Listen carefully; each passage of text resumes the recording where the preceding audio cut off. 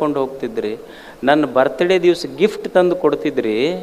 ಮದುವೆ ಆದ ಮೇಲೆ ಒಮ್ಮೆರೆ ಗಾಡಿ ಮೇಲೆ ಕರ್ಕೊಂಡು ಹೋಗೋದಿಲ್ಲ, ಬರ್ತ್ಡೇ ಗಿಫ್ಟ್ ಇಲ್ಲ, ಪಾರ್ಕಿಗೆ ಕರ್ಕೊಂಡು ಹೋಗೋದಿಲ್ಲ, ಏನೂ ಮಾಡೋದಿಲ್ಲಲ್ಲ ಅಂತ. ಅವಾಗ ಅವ ಗಂಡಂದ ಹುಚ್ಚಿ, ಪ್ರಚಾರ ಎಲೆಕ್ಷನ್ಕಿನ್ನ ಮೊದಲು ಇರ್ತೈತಿ, ಎಲೆಕ್ಷನ್ ಆದಮೇಲೆ ಪ್ರಚಾರ ಇರೋದಿಲ್ಲ. ಎಲೆಕ್ಷನ್ ಖತಮ್, ಪ್ರಚಾರ ಖತಮ್, ಮೊದಲಷ್ಟೇ ಇರೋದು. ಅಂದ್ರೆ ಸಂಬಂಧಗಳು ಹಂಗೆ ಉಳ್ದಾವೇನು ಹೇಳಿ? ಅಂದರೆ ಯಾವುದನ್ನು ನಾ ಈ ಜಗತ್ತಿನಿಂದ ಪಡ್ಕೊಂಡಿನಿ ಅದು ಒಂದು ದಿವಸ ದೂರ ಸರ್ಕೋಂತ ಹೋಗ್ತೈತೆ. ಸಂಬಂಧಗಳು ದೂರ ಸರಿತಾವ, ಪದವಿ ಪ್ರಶಸ್ತಿಗಳು ದೂರ ಸರಿತಾವ, ಗೌರವಗಳು ದೂರ ಸರಿತಾವ. ಒಮ್ಮೆ ಜನ ಮೆರೆಸ್ಯಾರ, ಒಮ್ಮೆ ಹೊಗಳ್ಯಾರ, ಒಮ್ಮೆ ಬೈತಾರ. ಇದು ಜಗತ್ತಿನ ನಿಯಮ ಅಷ್ಟೇ, ಎಲ್ಲವೂ ಎಲ್ಲ ಕಾಲಕ್ಕೆ ಹಾಗೆ ಇರ್ತೈತೆ ಅಂತಿಲ್ಲ. ಅದಕ್ಕೆ ಮನುಷ್ಯ ತಿಳ್ಕೋಬೇಕಾದದ್ದು ಏನು ಈ ಜಗತ್ತಿನಲ್ಲಿ ಅಂದ್ರೆ, ಬಯಸಿದ್ದೆಲ್ಲ ಸಿಗುವುದಿಲ್ಲ, ಸಿಕ್ಕಿದ್ದೆಲ್ಲ ನನ್ನ ಜೊತೆ ಖಾಯಂ ಇರೋದಿಲ್ಲ. ಬೆಳಿಗ್ಗೆ ಎದ್ದು ಕೂಡಲೇ ಏನು ಹೇಳ್ಯಾರ ಸ್ವಾಮಿಗಳು ಅಂದ್ರೆ ಇದನ್ನು ನೆನಪು ಮಾಡ್ಕೋತ ಹೋಗೋದು ಅಷ್ಟ, ಅನ್ಕೊಂತ ಹೋಗೋದು. ಬಯಸಿದ್ದೆಲ್ಲ ಸಿಗೋದಿಲ್ಲ, ಸಿಕ್ಕಿದ್ದೆಲ್ಲ ಖಾಯಂ ಜೊತೆಗೆ ಇರೋದಿಲ್ಲ. ಇದು ಒಂದು ಉಳಿದಿದ್ದ ಆ ಮಂತ್ರ ಈ ಮಂತ್ರ ಏನೂ ಬೇಕಾಗಿಲ್ಲ. ಇದು ಒಂದೇ ಮಹಾಮಂತ್ರ ನೆನಪಿಟ್ರೆ ಜೀವನ ಧನ್ಯ ಆಗ್ತೈತಿ. ಇದೇ ತತ್ವಜ್ಞಾನ ಅಷ್ಟೇ. ತತ್ವಜ್ಞಾನ ಅಂದರೆ ಇದನ್ನು ತಿಳ್ಕೊಳ್ಳೋದು. ಹಂಗಂತ ತಿಳ್ಕೊಂಡು ಎಲ್ಲ ಬಿಟ್ಟು ಹೋಗ್ಬೇಕಂತಲ್ಲ, ಹೊರಗೆಲ್ಲ ಮಾಡ್ತಿರ್ಬೇಕು, ಆದರೆ ತಲೆಯಾಗ ಗೊತ್ತಿರಬೇಕು, ಇದು ಇಷ್ಟ ಅಂತ ಗೊತ್ತಿರಬೇಕಷ್ಟೆ. ತಲೆಯೊಳಗಿರ್ಬೇಕು. ಪ್ರಪಂಚ ಹೊರಗೆ ಮಾಡ್ತಿರಬೇಕು, ಪರಮಾರ್ಥ ಹೊರಗೆಲ್ಲ ಇರಬೇಕು, ಹೊರಗೆಲ್ಲ ವಸ್ತುಗಳ ಬಳಕಿರಬೇಕು, ಒಳಗೆ ಶಿವನ ಬೆಳಕಿರಬೇಕು. ಇದು ತತ್ವಜ್ಞಾನ, ಇದು ಜೀವಂತಿಕೆಯ ಲಕ್ಷಣ ಅಷ್ಟೇ. ಇದನ್ನೇ ಕಲಿಯುವುದು ಮನುಷ್ಯ. ಅದಕ್ಕೆ ಎಷ್ಟು ಚಂದ ತತ್ವಜ್ಞಾನ ನಮ್ಮಲ್ಲಿ ಮಾಡಿದ್ರು. ಏನಿದೆಯೋ ಅದರಲ್ಲಿ ಸಂತೋಷ ಪಡಬೇಕಲ್ಲ ಮನುಷ್ಯ. ನೀವೆಲ್ಲ ಹೆಲನ್ ಕಿಲ್ಲರ್ ಬಗ್ಗೆ ಕೇಳಿರ್ಬೇಕು. ಹೆಲನ್ ಕಿಲ್ಲರ್ 19 ತಿಂಗಳಿದ್ದಾಗ ಆ ಹುಡುಗಿ ಕಣ್ಣು ಹೊತ್ತು. ಯಾರೋ ಒಬ್ಬರು ಗುರುಗಳು ಆಕೆಗೆ ಸುಮ್ಮನೆ ಒಂದು ಸ್ಪರ್ಶದಿಂದ ನೀರು ಕೈ ಮೇಲೆ ಬಿದ್ದರೆ ಓ ದಿಸ್ ಈಸ್ ವಾಟರ್, ಹಿಂಗೆ ಸ್ಪರ್ಶದಿಂದ ಆಕೆಗೆ ಜ್ಞಾನ ಮಾಡಿಸಿದ್ರು. ಆಶ್ಚರ್ಯ ಅಂದ್ರೆ ಆಕೆಯೊಬ್ಬ ಶ್ರೇಷ್ಠ ಬರಹಗಾರ್ತಿ ಆದ್ಲು, ಶ್ರೇಷ್ಠ ಚಿಂತಕಿ ಆದ್ಲು, ಬಹಳ ಒಬ್ಬ ವಿಶ್ವ ಪ್ರೇಮಿ ಆದ್ಲು ಹೆಲನ್ ಕಿಲ್ಲರ್. ಆಕೆ ದೇವರಿಗೆ ಪ್ರಾರ್ಥನೆ ಮಾಡ್ತಾಳೆ, ಬಹಳ ಸುಂದರವಾದ ಪ್ರಾರ್ಥನೆ. ಭಗವಂತನೇ, ಈ ಜಗತ್ತೇನಾಗಿದೆ, ನನಗೆ ಕುರುಡಾಗಿದೆ, ಇದು ಜಗತ್ತು ಕಾಣಂಗಿಲ್ಲ ನನಗೆ ಜಗತ್ತು. ನಾನು ನಿನಗೇನು ಪ್ರಾರ್ಥನಾ ಮಾಡ್ತೀನಿ ಅಂದ್ರೆ, ನನಗೆ 3 ದಿವಸ ಕಣ್ಣು ಕೊಡು ನೀನು. ಒಂದು ಕಣ್ಣಿಲ್ಲದ ಹುಡುಗಿ ದೇವನನ್ನು ಪ್ರಾರ್ಥನೆ ಮಾಡ್ತಾಳೆ, ಭಗವಂತ ನನಗೆ 3 ದಿವಸ ಕಣ್ಣು ಕೊಡು ನೀನು.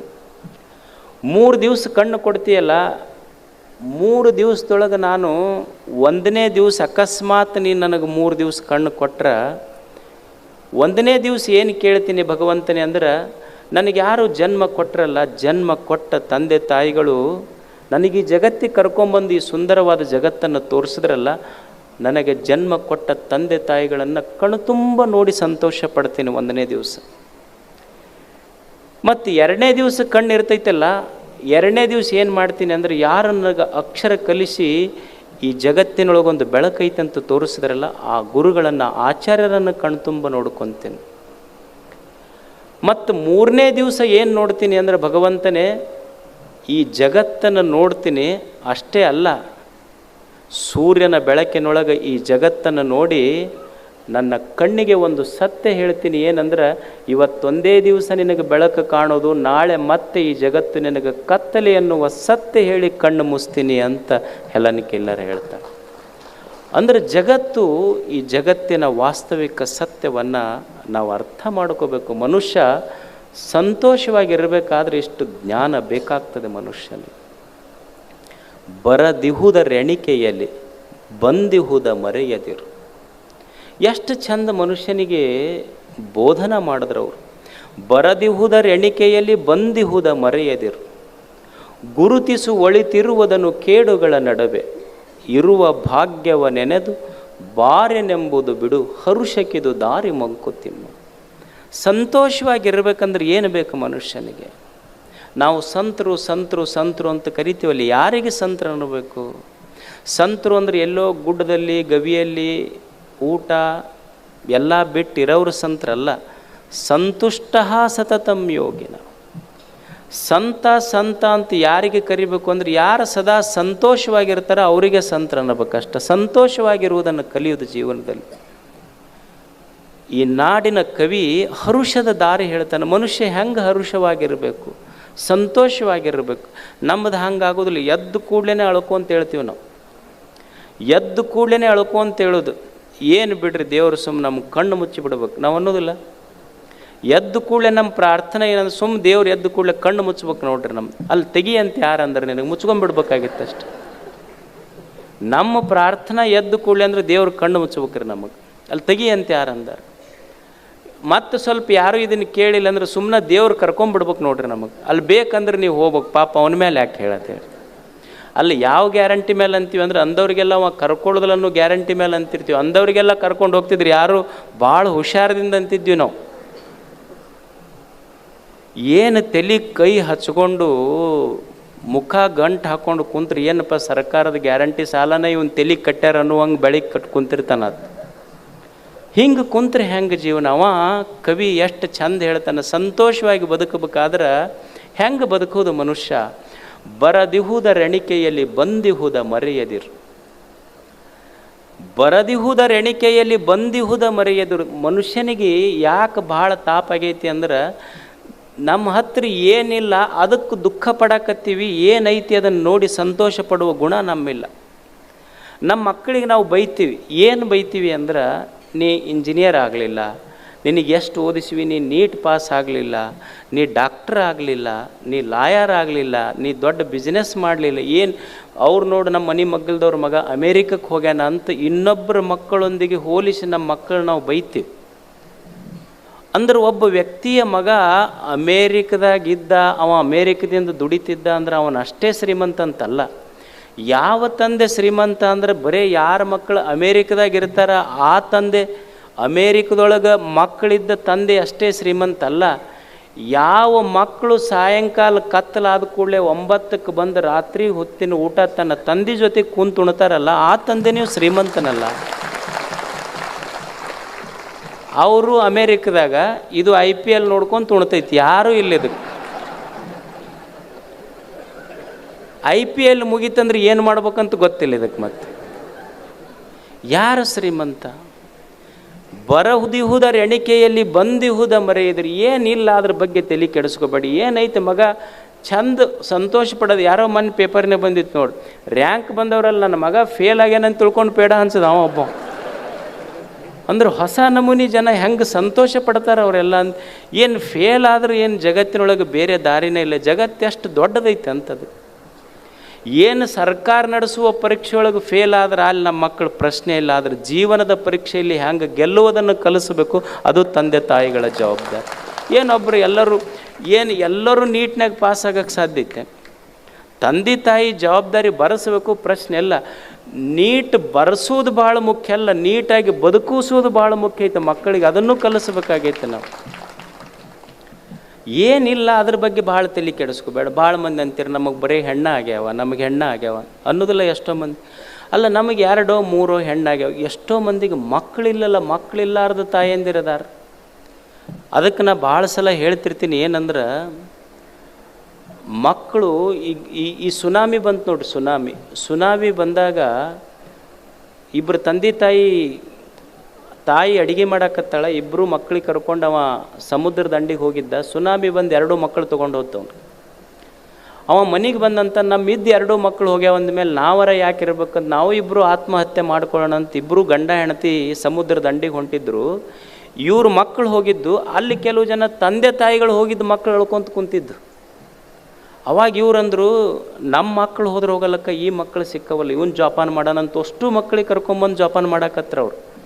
ಅದಕ್ಕೆ ಮನುಷ್ಯ ಅರ್ಥ ಮಾಡ್ಕೋಬೇಕಾದದ್ದೇನು ಅಂದ್ರೆ ಮಕ್ಕಳು ಹೊಟ್ಟೆಯಾಗ ಹುಟ್ಟುವುದಿಲ್ಲ, ಮಕ್ಕಳು ಹೃದಯದೊಳಗೆ ಹುಟ್ಟುತ್ತಾವ ಅನ್ನೋ ಸತ್ಯ ಗೊತ್ತಾಗ್ಬೇಕು ಮನುಷ್ಯನ.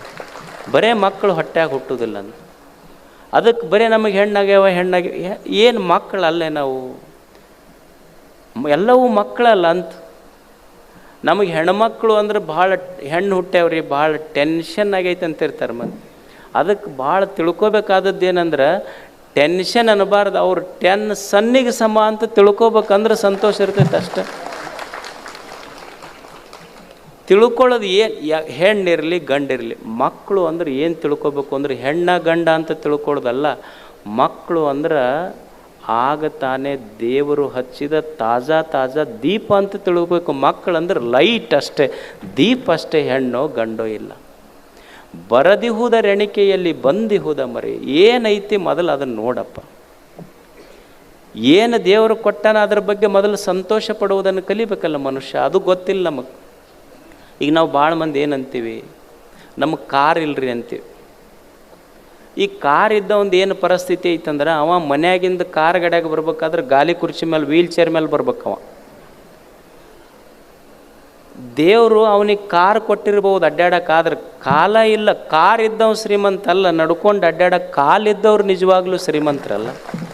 ಕಾರ್ ಇರಲಾರ್ದಕ್ಕೆ ತಲೆ ಕೆಡಿಸ್ಕೋಬೇಡ, ದೇವ್ರ ಕಾಲು ಕೊಟ್ಟಿದ್ದಕ್ಕೆ ಸಂತೋಷ ಪಡುವುದನ್ನು ಕಲಿ. ಬರದಿಹುದ ರೆಣಿಕೆಯಲ್ಲಿ ಏನು ಬಂದಿಲ್ಲ ಅದ್ರ ಬಗ್ಗೆ ಭಾಳ ತಲೆ ಕೆಡಿಸ್ಕೋಬೇಡ.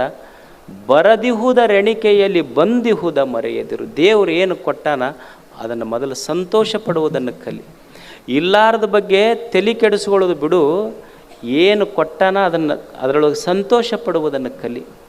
ದೇವರು ಇನ್ನೊಬ್ಬರ ತಾಟಿನೊಳಗೆ ಏನು ಹಾಕ್ಯಾನ ನೋಡಿ ಆಶಾ ಪಡುವುದು ಬೇಡ. ನನ್ನ ತಾಟಿನೊಳಗೆ ಏನು ಹಾಕ್ಯಾನ ಉಂಡು ಸಂತೋಷ ಪಡುವುದನ್ನು ಮನುಷ್ಯ ಕಲಿಬೇಕು. ಇದು ಜೀವನ, ಇದು ಅಷ್ಟೆ. ಬರದಿಹುದ ರೆಣಿಕೆಯಲ್ಲಿ ಬಂದಿಹುದ ಮರೆಯದಿರು. ಗುರುತಿಸು ಒಳಿತಿರುವುದನ್ನು ಕೇಡುಗಳ ನಡುವೆ. ಏನು ಜಗತ್ತಂದ್ರೆ ಎಲ್ಲ ಒಂದೇ ರೀತಿ ಇರ್ತೈತಿ. ಏನು ಸ್ವಲ್ಪ ಒಳ್ಳೆಯದು, ಒಂದು ಸ್ವಲ್ಪ ಕೆಟ್ಟದ್ದು ಇರ್ತೈತಿ. ಆದ್ರೆ ಬರೀ ಕೆಟ್ಟದ್ದು ನೋಡೋಕೆ ಹೋಗಬೇಡ ಮನುಷ್ಯನೇ. ಒಳ್ಳೆಯದು ಭಾಳ ಐತಿ ಜಗತ್ತಿನೊಳಗೆ. ಈಗ ನೀವೊಂದು ಹೊಸ ಕಾರ್ ತೊಗೊತೀರಿ, ನೀವು ಒಂದು ಇನೋವನೋ ಆಡಿನೋ ಯಾವುದೋ ಒಂದು ಹೊಸ ಕಾರ್ ತೊಗೊತೀರಿ. ಅಲ್ಲ, ಎಂಥ ಹೊಸ ಕಾರ್ ತೊಗೊಂಡ್ರು ಸಹಿತ ಸ್ವಲ್ಪ ಕಾರ್ಬನ್ ಬಿಡೋದ ಅದು. ನೀವು ಎಂಥ ಹೊಸ ಇನೋವಾ ಕಾರ್ ತೊಗೊಂಡ್ರು ಕಾರ್ಬನ್ ಬಿಡ್ತೈತಿ, ಗೊತ್ತಿರ್ಬೇಕು. ಕಾರ್ಬನ್ ಬಿಡ್ತೈತಿ ಇದು ಗಾಡಿ ಅಂದ್ರೆ ಅಡ್ಡಾಡೋಕ್ಕಾಗೋದಿಲ್ಲ ನಾಳೆ ಅಂದ್ರೆ ಗೊತ್ತಿರಬೇಕು. ಎಂಥ ಹೊಸ ಇನೋವಾ ಕಾರ್ ತೊಗೊಂಡ್ರು ಸ್ವಲ್ಪ ಕಾರ್ಬನ್ ಬಿಡೋದಾಯ್ತು. ನಾ ಮಾಡಬೇಕಾದದ್ದೇನು, ಈ ಶಿವಮೊಗ್ಗಕ್ಕೆ ಬರ್ತಿರ್ತೀವಿ. ಶಿವಮೊಗ್ಗಕ್ಕೆ ಬರಾಗ ಊರು ಮುಂದೆ ಒಂದಿಷ್ಟು ತಿಪ್ಪಿನೂ ಹಾಕಿರ್ತಾರೆ ಜನ, ಒಂದಿಷ್ಟು ಹೂವಿನ ಗಿಡನೂ ಬೆಳೆಸಿರ್ತಾರೆ. ಈ ಊರು ಬಿಟ್ಟು ಮುಂದಿನ ಊರಿಗೆ ಹೋಗುವಾಗ ಈ ಊರು ತಿಪ್ಪಿ ಪ್ರಚಾರ ಮಾಡಬಾರ್ದು, ಈ ಊರಿನ ಹೂವು ಪ್ರಚಾರ ಮಾಡ್ಕೊತ ಹೋಗ್ಬೇಕು. ಅದು ಜೀವನ ಅಂತಷ್ಟೆ. ಕೆಟ್ಟದ್ದು ಇರ್ತದೆ, ಒಳ್ಳೆಯದು ಇರ್ತದೆ. ನೋಡಿ ಕಲಿಯುವುದು. ಯಾವುದು ಒಳ್ಳೆಯದದೆ ಕೆಟ್ಟದ್ದನ್ನು ಸ್ವಲ್ಪ ದೂರ ಮಾಡೋದು, ಒಳ್ಳೆಯದನ್ನು ಸ್ವೀಕಾರ ಮಾಡೋದು ಮನುಷ್ಯ. ಗುರುತಿಸು ಒಳಿತಿರುವುದನ್ನು ಕೇಡುಗಳ ನಡುವೆ. ಒಂದಿಷ್ಟು ಕೆಟ್ಟದ್ದು ಇರ್ತದೆ, ಕೆಟ್ಟದ್ದು ದೂರ ಸರಿಸೋದು, ಒಳ್ಳೆಯದನ್ನು ತೆಗೆದುಕೊಳ್ಳೋದು. ಈಗ ಮಾವಿನ ಹಣ್ಣು ತಿಂತೀರಿ ನೀವು, ಅಷ್ಟು ಕೂಡೇ ತಿಂತೀರೇನು? ಇಲ್ಲ. ಏನು ಮಾಡ್ತೀರಿ? ಗೊಟ್ಟ ಏನಂತೀರಿ ಅದಕ್ಕೆ? ಗೊಟ್ಟ, ಹಾಂ, ವಾಟೆ ಅಂತೀರಿ. ನಮ್ಮ ಕಡೆ ಗೋಟೆ ಅಂತಾರೆ. ಗೊಟ್ಟ ವಾಟೆ ಒಗಿತೀರಿ, ಸೊಪ್ಪಿ ಒಗಿತೀರಿ, ರಸ ಕುಡಿತೀರಿ. ಹೆಂಗೆ ಕೆಟ್ಟದ್ದು ತೆಗೆದು ಒಗಿತೀರಿ, ಒಳ್ಳೇದು ಸ್ವೀಕಾರ ಮಾಡ್ತೀರಿ. ಈಗ ತಾಯಂದಿರು ಇರ್ತಾರೆ, ಅನ್ನ ಮಾಡ್ತಾರೆ. ಅನ್ನ ಮಾಡ್ಬೇಕಾದ್ರೆ ಏನು ಮಾಡ್ತಾರೆ, ಒಂದು ಸ್ವಲ್ಪ ಅಕ್ಕಿ ಗಿಕ್ಕಿ ಮರದೊಳಗೆ ತಾಟ್ನಾಗ ಹಾಕ್ಕೊಂಡು ಮೊದಲು ಹಳ್ಳ ಆರಿಸ್ತಾರೆ. ಹಿಂಗೆ ತೆಗೆದು ಒಗಿತಾರೆ, ಹಳ್ಳ ತೆಗಿತಾರೆ. ಚಲೋ ಅಕ್ಕಿ ಕುಕ್ಕರ್ನಾಗ ಹಾಕಿ ಅನ್ನ ಮಾಡ್ಕೊಂಡು ಉಣ್ತಾರೆ. ಹಂಗೆ ಜಗತ್ತನ್ನೋದು ನಮ್ಮ ತಟ್ಟೆಯೊಳಗೆ ಕೆಟ್ಟದ್ದು ಒಳ್ಳೆಯದು ಕೂಡೇ ಹಾಕೈತಿ. ಕೆಟ್ಟದ್ದನ್ನು ಹಳ್ಳ ತೆಗೆದು ಒಗಿಬೇಕು, ಚಲೋದನ್ನು ಅನ್ನ ಮಾಡ್ಕೊಂಡಂಗೆ ಉಣ್ಬೇಕು ಅಷ್ಟೇ. ಇದು ಜೀವನ ಅಷ್ಟೇ. ಕಲಿಯೋದು ಒಳ್ಳೆಯದನ್ನು ಸ್ವೀಕಾರ ಮಾಡಬೇಕು. ಈಗ ಸಂಸಾರ ಐತಿ ನಿಮ್ದು. ಸಂಸಾರ ಯಾಕೆ ಕೆಟ್ಟವ, ಯಾಕೆ ಗಂಡ ಹೆಂಡತಿಯ ಮಧ್ಯೆ ಸದಾ ಜಗಳ ಬರ್ತಾವಂದ್ರೆ, ಅವ್ರು ಕೆಟ್ಟದ್ದು ಹೇಳ್ತಾರೆ, ಇವ್ರು ಕೆಟ್ಟದ್ದು ಹೇಳ್ತಾರೆ. ಕೆಟ್ಟದ್ದು ಹೇಳಿದ್ದಕ್ಕೂ ಸಮಸ್ಯೆ ಆಗೈತೆ. ಅವರಲ್ಲಿರುವುದ ಒಳ್ಳೆಯ ಗುಣ, ಪತಿಯಲ್ಲಿರುವ ಒಳ್ಳೆಯ ಗುಣಗಳನ್ನು ಸತಿ ಗೌರವಿಸುವುದನ್ನು, ಸತಿಯಲ್ಲಿರುವ ಒಳ್ಳೆಯ ಗುಣವನ್ನು ಪತಿ ಗೌರವಿಸುವುದನ್ನು ಎಂದು ಕಲಿತಾರ ಅಂಥ ಮನೆಯೊಳಗೆ ಸಾಮ್ರಾಜ್ಯ. ಅದು ಜಗಳವೇ ಬರೋದಿಲ್ಲ, ಅದು ಅನುಭವ ಮಂಟಪ ಆಗಿ ಉಳಿತೈತೆ ಅಷ್ಟೇ. ಅದು ಗೌರವಿಸುವುದಷ್ಟೇ. ಹಿಂಗೆ ಆಗೋದಿಲ್ಲ. ಅದು ಏನಾಗ್ತೈತಿ ಅಂದ್ರೆ, ಏನು ಮಾಡ್ತಾನ, ಅಲ್ಲ ನಾ ಮನ್ಯಾಗ ಇಷ್ಟು ದುಡಿತೀನಿ, ಒಂದು ಫೋನ್ ಮಾಡಿ ನನಗೆ ಕೇಳಿ ಏನು ಮಧ್ಯಾಹ್ನ ಊಟ ಆಗೈತೆ ನಂತ ಅಂದ್ರೆ, ಇವನಿಗೆ ತೆಲಿಗೆ ತಾಪ ಎದಕ್ಕೆ ಆಗ್ತೈತಿ ಅಂದ್ರೆ, ಮಧ್ಯಾಹ್ನ ಊಟಕ್ಕೆ ಬರ್ತೀರೇನ್ರಿ ಮನೆಗೆ ಅಂತ ಫೋನ್ ಹಚ್ಚಿ ಕೇಳ್ಬೇಕು.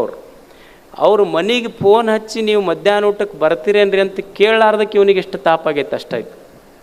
ಅಲ್ಲ, ಇವನು ಒಂದು ಸಲ ಕೇಳ್ಬೇಕಲ್ಲ. ಒಮ್ಮೆರೆ ಕೇಳೇ ನಾನು ಅವರಿಗೆ, ಅಲ್ಲ ನೀವು ಸ್ಯಾಟರ್ಡೆ ಹಾಫ್ ಡೇ ತೊಗೊತೀರಿ, ಸಂಡೇ ಪೂರ್ಣ ರಜಾ ತೊಗೊತೀರಿ. ಪಾಪ ಅವ್ರಿಗೇನು ಹೆಣ್ಮಕ್ಳಿಗೇನು ಸಂಡೇ ರಜಾ ಕೊಟ್ಟಿರ್ತೀರ, ಶನಿವಾರ ಹಾಫ್ ಡೇ ಕೊಟ್ಟಿರ್ತೀರ. 24 ತಾಸು ಒಂದು ವೀಕ್ನೂ ಅವ್ರಿಗೆ ಪೂರಾ ರಜೆ ಇರೋದಿಲ್ಲ. ಈ ಕಂಪ್ನಿ ಒಳಗಿದ್ದಂಗೆ ಏನು shift wise morning 8 hours, afternoon 8 hours, night shift 8 hours ಅಂತ ಹಿಂಗೇನು ಇರ್ತೈತೆ ಕಂಟಿನ್ಯೂ ಕೆಲಸ ಮಾಡೋದವ್ರು. ಅವ್ರಿಗೇನು ಹೆಣ್ಮಕ್ಳಿಗೆ ಶಿಫ್ಟ್ ಇರೋದಿಲ್ಲ, ಆದರೆ ಗಂಡ ಮಕ್ಕಳನ್ನು ನಮಗೆ ಗಿಫ್ಟ್ ಅಂತ ಕೆಲಸ ಮಾಡ್ತಿರ್ತಾರೆ. ಶಿಫ್ಟ್ ವೈಸ್ ಇರೋದಿಲ್ಲ, ಗಿಫ್ಟ್ ವೈಸ್ ಕೆಲಸ ಇರ್ತೈತೆ ಅವ್ರದ್ದು ಅಷ್ಟೇ. ಆದರೆ ಇದು ಏನು ಮಾಡ್ತಿರ್ತೈತೆ ಅಂದ್ರೆ ಇಟ್ಟಿಟ್ಟಕ್ಕೆ ಫೋನ್ ಹಚ್ಚಿ ಬೈಯೋದ್ರಿಂದ ಅವ್ರಿಗೆ ತಲೆಗೆ ತಾಪಾಗಕ್ಕೆ ಶುರು ಆಕೈತೆ ಅಷ್ಟೆ. ಅದಕ್ಕೆ ಅವ್ರು ನೋಡ್ರಿ ಹೆಣ್ಮಕ್ಳು ಏನು ಮಾಡ್ತಿರ್ತಾರೆ ಅಂದ್ರೆ ಸಿಟ್ಟು ಬಂತು ಅಂದ್ರೆ ಇವು ಪಾತ್ರೆ ಸಾಮಾನು ಒಗಿತಿರ್ತಾರೆ ಅವ್ರು ಮನ್ಯಾಗ ಬಚ್ಚಲ್ದಾಗ. ಅದು ಅವ್ರ ಫಸ್ಟ್ ಕೆಲಸ ಅಂದ್ರೆ ಸಿಟ್ಟು ಬಂದ ಕೂಡಲೇ ಪಾತ್ರೆ ಸಾಮಾನು ಒಗ್ಯೋದು. ಇದೊಂದು ಸೈಕಾಲಜಿ ಐತದು. ಎದಕ್ಕೆ ಪಾತ್ರೆ ಸಾಮಾನು ಒಗಿತಾರಂದ್ರೆ ಆ ಪಾತ್ರೆ ಮೇಲೆ ಅವ್ರ ಗಂಡನ ಹೆಸರು ಬರೆದಿರ್ತೈತೆ ಅದು. ಅಂದ್ರೆ ಆ ಪಾತ್ರೆ ಸಾಮಾನಕ್ಕೆ ಇಕ್ಕರಿಸಿದ್ರೆ ಗಂಡಗೆ ಇಕ್ಕರಿಸ್ದಂಗೆ ಅವ್ರಿಗೆ ಅಷ್ಟು ಖುಷಿ. ಅಂದ್ರೆ ಒಳ್ಳೆಯ ಗುಣ ಇವರು ಒಂದಿಷ್ಟು ಅವ್ರದನ್ನು ಗೌರವಿಸೋದು, ಅವ್ರದನ್ನು ಇವರು ಗೌರವಿಸೋದು ಬೇಕಲ್ಲ.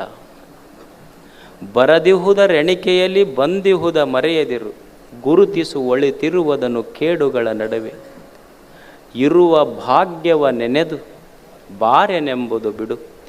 ಏನು ದೇವರು ಕೊಟ್ಟಾನ ಅದರಲ್ಲಿ ಮೊದಲು ಸಂತೋಷ ಪಡುವುದನ್ನು ಕಡಿ. ಇರುವ ಭಾಗ್ಯವ ನೆನೆದು.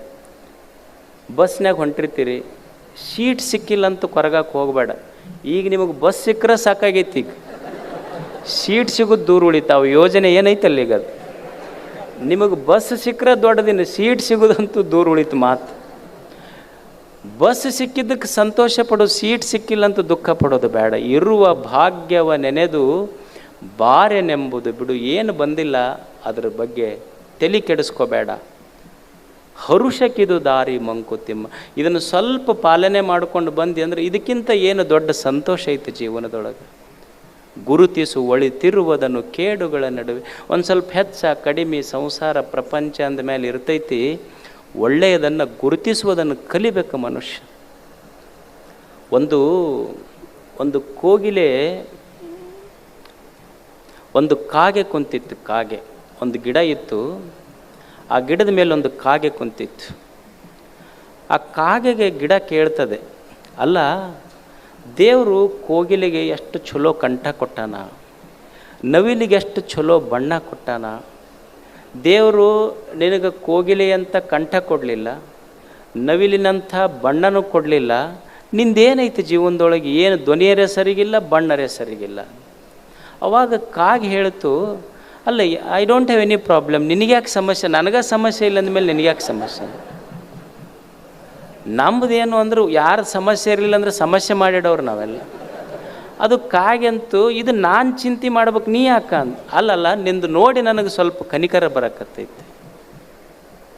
ಅಲ್ಲಿ ದೇವರು ನಿನಗೆ ನವಿಲಿನಂಥ ಬಣ್ಣ ಕೊಡಲಿಲ್ಲ, ಕೋಗಿಲೆಯಂಥ ಕಂಠ ಕೊಡಲಿಲ್ಲ, ಅದಕ್ಕೆ ಏನೂ ಇಲ್ಲಲ್ಲ ನಿನ್ನ ಬಲ್ಲಿ, ನಿನ್ನ ಹತ್ರ ಏನೂ ಇಲ್ಲಲ್ಲ. ಅದು ಕಾಗೆಂತೂ ದೇವರು ನನಗೆ ನವಿಲಿನ ಬಣ್ಣ ಕೊಟ್ಟಿಲ್ಲ, ಕೋಗಿಲೆಯ ಕಂಠ ಕೊಟ್ಟಿಲ್ಲ, ಆದರೂ ನಾ ಭಾರಿ ಮಸ್ತ್ ಅದೀನಿ ಅಂತದು. ಅದು ಗಿಡ ಕೇಳ್ತಾ, ಅಲ್ಲ ಏನೂ ಇರದೇ ಇದ್ದರೂ ನೀ ಹೆಂಗೆ ಮಸ್ತ್ ಅದಿ ಅಂತ. ಅವಾಗ ಕಾಗೆ ಹೇಳಿತ್ತು, ನಾ ಯಾಕೆ ಸಂತೋಷ ಮಸ್ತ್ ಮಜಾದಾಗದೀನಿ ಅಂದ್ರೆ ನನಗೆ ಚಲೋ ಬಣ್ಣ ಕೊಟ್ಟಿಲ್ಲ ಅಂತ ತಲೆ ಕೆಡಿಸ್ಕೊಂಡಿಲ್ಲ, ನನಗೆ ಚಲೋ ಕಂಠ ಕೊಟ್ಟಿಲ್ಲ ಅಂತ ತಲೆ ಕೆಡಿಸ್ಕೊಂಡಿಲ್ಲ.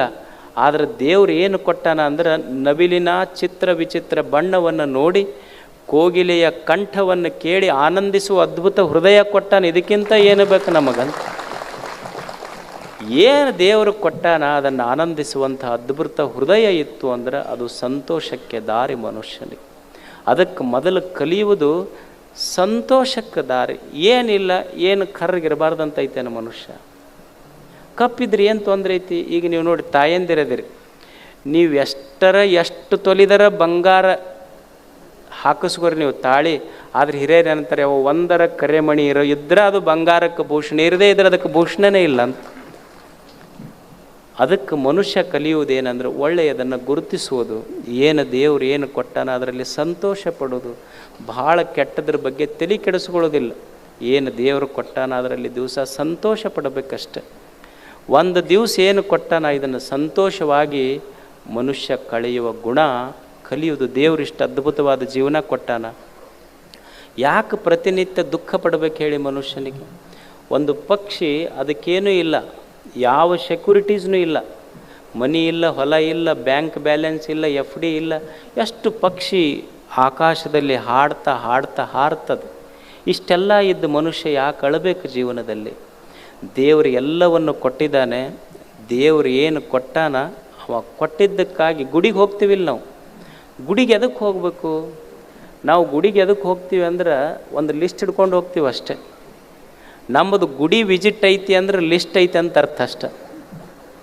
ಗುಡಿ ವಿಸಿಟ್ ಐತಿ ಅಂದ್ರೆ ಲಿಸ್ಟ್ ಐತೆ ಅಂತ.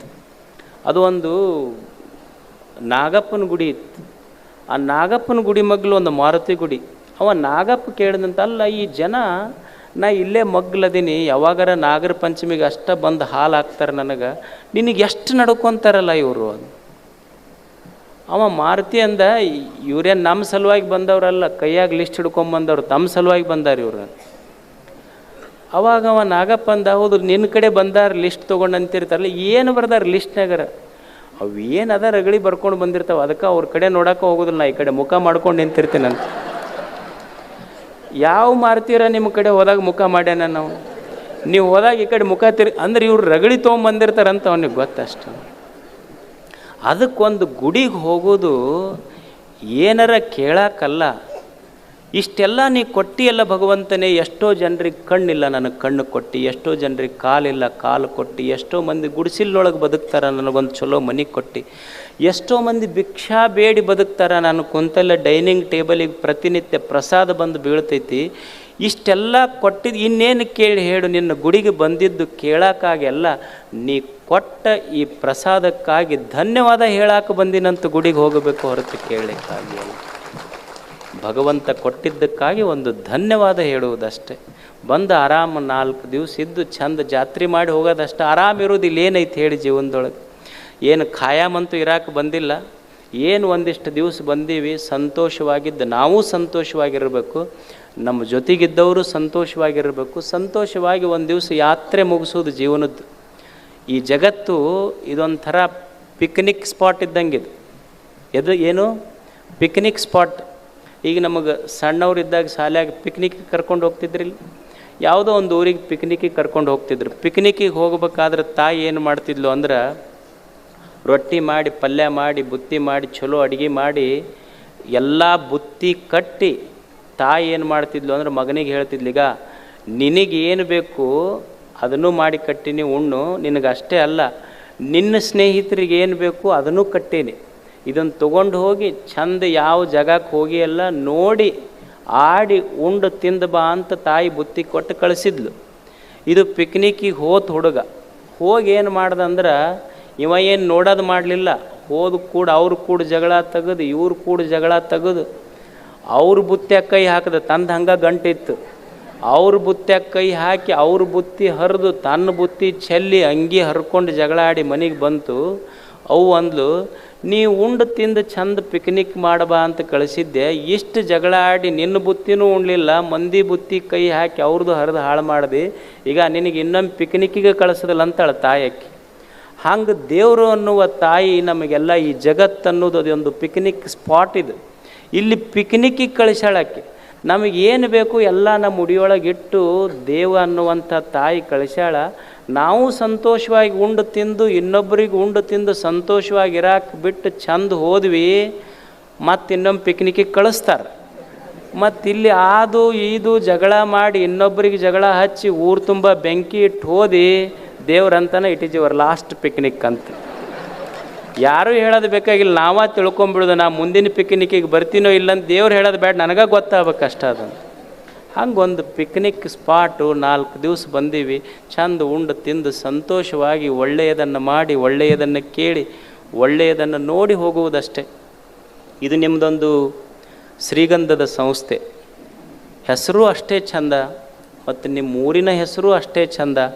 ಅವ್ರು ಹೇಳಿದ್ರಲ್ಲ, ಅಜ್ಜವರು 3 ವರ್ಷ ಕಾಯಿಸಿದ್ರು ನಮಗೆ ಶಿವಮೊಗ್ಗಕ್ಕೆ ಬರಾಕಂತ. ಮತ್ತು ನಿಮ್ಮಂಥ ಒಳ್ಳೆಯ ಜನರಿರುವ ಊರಿಗೆ ಬರಾಕೂ ಪುಣ್ಯ ಬೇಕಾಗ್ತೈತೆ ಒಮ್ಮೆ ಜಲ್ದಿ ಬರಬೇಕಾದ್ರೆ. ಮತ್ತು ಇಷ್ಟು ಒಳ್ಳೆಯ ಜನ ಇಷ್ಟು IPL ನಡೆದಾಗ ಯಾರು ಪ್ರವಚನಕ್ಕೆ ಬರ್ತಾರೆ ಹೇಳ್ರಿ? ಇದನ್ನೆಲ್ಲ ನಡೆದಾಗೂ ಪ್ರವಚನ ಕೇಳಕ್ಕೆ ಕುಂತಿರಲ್ಲ. ಈಗ ಹಿಂದಕ್ಕೆ ಯುಗಗಳಂತ